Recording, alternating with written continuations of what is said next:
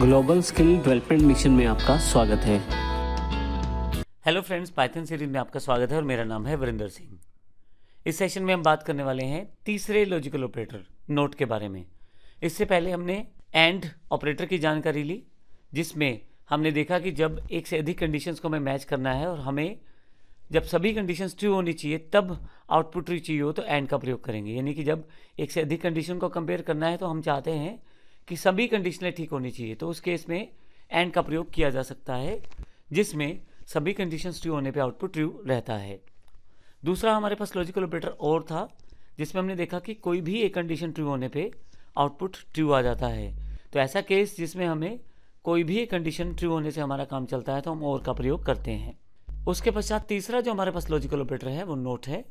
Note में reversal output रहता है, यानी कि जो आउटपुट आपके पास आया है उसको नोट के द्वारा रिवर्स करके दिखाया जाता है। जैसे यहाँ एग्जांपल में दिया गया है, अगर आपका जो ट्रू फॉल्स केस है, जो भी आउटपुट आपका आया है, अगर आप नोट का प्रयोग कर लें तो रिवर्स आउटपुट आपको लॉजिकल ऑपरेटर नोट के द्वारा दे दिया जाएगा। यहाँ एग्जाम्पल नीचे दिया गया है, x में 50 है।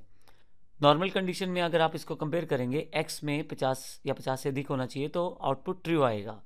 लेकिन अगर मैं इसी आउटपुट को नोट के साथ कंबाइंड कर दूं तो मेरे पास आउटपुट फॉल्स आने वाला है, क्योंकि नोट का मतलब ही रिवर्स आउटपुट देना है। और यहाँ पे हम इसको प्रैक्टिकल रूप में देख लेते हैं ताकि ज़्यादा अच्छी तरह से समझ पाएँ।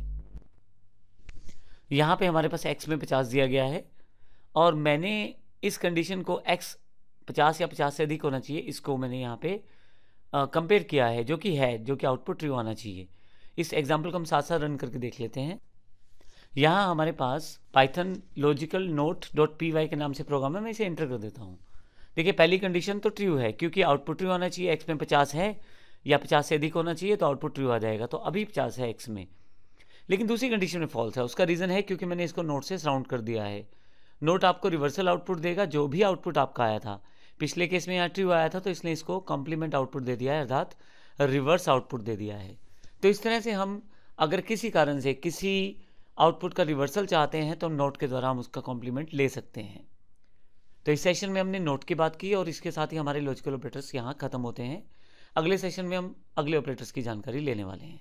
धन्यवाद।